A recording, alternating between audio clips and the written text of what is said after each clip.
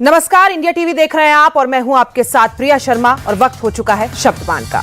अब तक प्रधानमंत्री मोदी दो शहजादों की बातें करते थे, लेकिन आज प्रधानमंत्री मोदी ने बिहार के बक्सर की रैली से 3 शहजादों के बारे में बात की। यूपी, बिहार और कांग्रेस के शहजादे को लेकर मोदी ने चुनाव के बाद का प्लान तक बता दिया। बिहार के शहजादे अब आराम से जमानत अमानत, जमानत अमानत उसका काम देखेंगे। कांग्रेस के शहजादे ने भी छुट्टियों की तैयारी शुरू कर दी है और एक यूपी के शहजादे भी हैं आपके बगल में। यूपी के शहजादे के तो शायद सदमा लग गया होगा और कल कह रहे थे कि बनारस में मोदी चुनाव हारने वाला है। अरे आप हंस क्यों रहे हो भाई? कि वो बोल रहे थे।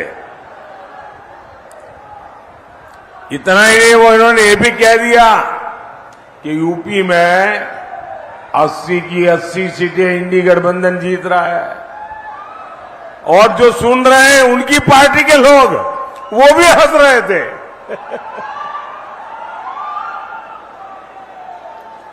भाई मैं तो ये बता रहा था कि यूपी के शहजादे अब भाषण में ये मुद्दे बोल रहे हैं।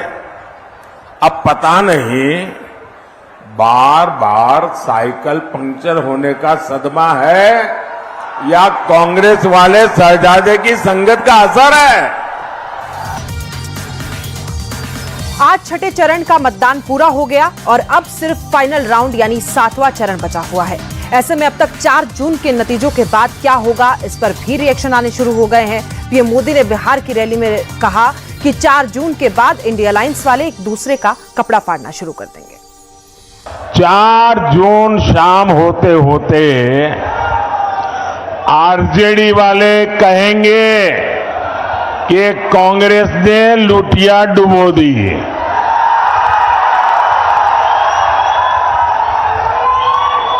एक दूसरे के कपड़े फाड़ना शुरू करेंगे। 4 जून को दूसरा क्या होगा वो भी बता देता हूं। ये कांग्रेस का शाही परिवार क्या करेगा?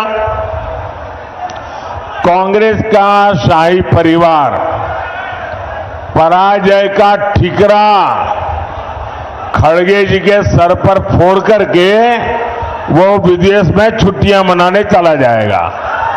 यही इंडी वाले एक और धमकी देते थे। ये कहते थे कि बड़े भ्रष्टाचारियों पर हाथ डालो तो मोदी की कुर्सी हिला देंगे। मोदी डरता नहीं है। जिसने चोरी की है, जिसने गरीब को लूटा है, और कितना ही बड़ा शहंशाह क्यों ना हो, कितना ही बड़ा शहजादा क्यों ना हो, कितना ही बड़ा अपने आप को तिस्मार का क्यों ना मानता हो, उसको जेल जाना पड़ेगा, जेल में जीना पड़ेगा।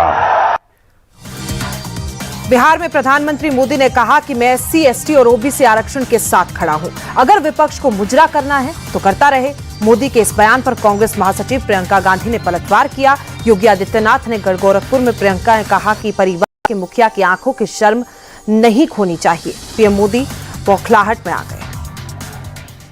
आज आपने मोदी जी का भाषण सुना, बिहार में भाषण दिए हैं और ऐसे ऐसे शब्द का इस्तेमाल किया है जो देश के इतिहास में किसी देश के प्रधानमंत्री ने नहीं किया होगा। परिवार का जो मुखिया होता है हमेशा परिवार के सदस्यों के प्रति और परिवार के सदस्यों के उनके प्रति एक आंखों की शर्म होती है, वो नहीं खोनी चाहिए, वो हमेशा रखनी चाहिए। तो प्रधानमंत्री जी बौखलाहट में आ गए हैं। आखिर आगे वाली पीढ़ियां क्या कहेंगी? कि ये हमारे प्रधानमंत्री के पद को इतना गिरा चुके हैं। तो वहीं अग्निवीर योजना को लेकर राहुल गांधी के बयानों के बाद अमित शाह ने पलटवार किया। अमित शाह ने कहा कि राहुल गांधी पूरे देश में भ्रम फैला रहे हैं। शाह ने अग्निवीर योजना पर राहुल के झूठ की पोल खोली है। राहुल गांधी जी ने एक नई परंपरा शुरू करी है कि झूठी बात को ही मुद्दा बनाया जाए, और इसका एक सबसे अच्छा उदाहरण अग्निवीर योजना है। मैं आज अग्निवीर योजना के बारे में थोड़ा डिटेल बात इसलिए करना चाहता हूं कि देश भर में भ्रांति फैलाई जा रही है कि 4 साल के बाद 75% अग्निवीरों को कोई भविष्य ही नहीं है, इनका जीवन बर्बाद हो जाएगा। दरअसल योजना है कि 100 बच्चे अग्निवीर बनते हैं तो उसमें से 25% तो सीधा सेना में परमानेंट पोस्टिंग हो जाएगा। अब जो 75% बच्चे बचे हैं, युवा बचे हैं, इनके लिए भाजपा शासित सभी राज्य सरकारों ने अपनी पुलिस फोर्स में 10% से 20% रिजर्वेशन किया है। यूपी के मुख्यमंत्री योगी आदित्यनाथ ने पश्चिम बंगाल की मुख्यमंत्री ममता बनर्जी के बयान पर करारा प्रहार किया। मुख्यमंत्री योगी आदित्यनाथ ने कहा कि विपक्षी दल किसी तरह सत्ता हासिल करने के प्रयास में सनातन पर हमला बोल रहे हैं।